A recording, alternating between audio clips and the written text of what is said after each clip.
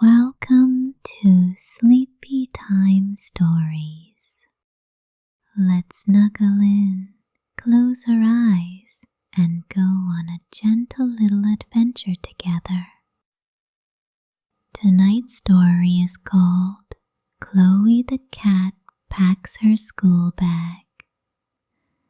It was Sunday evening in the quiet little house where Chloe the cat lived.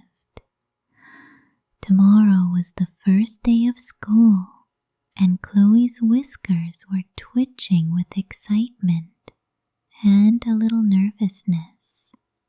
"I want to be ready," she whispered, wrapping her striped tail around her paws. So she tiptoed to her desk and looked at her big empty school bag. Let's pack everything nice and neat.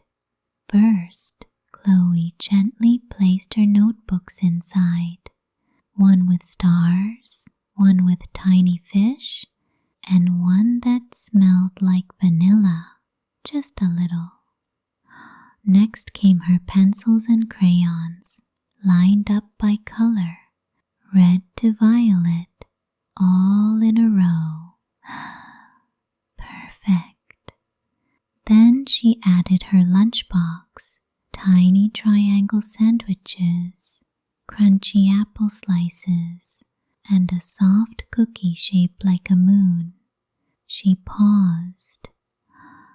What if I forget something? So Chloe made a checklist, just to feel extra sure. Notebooks, crayons, water bottle, bunny eraser, for luck, her favorite storybook, just in case there's reading time.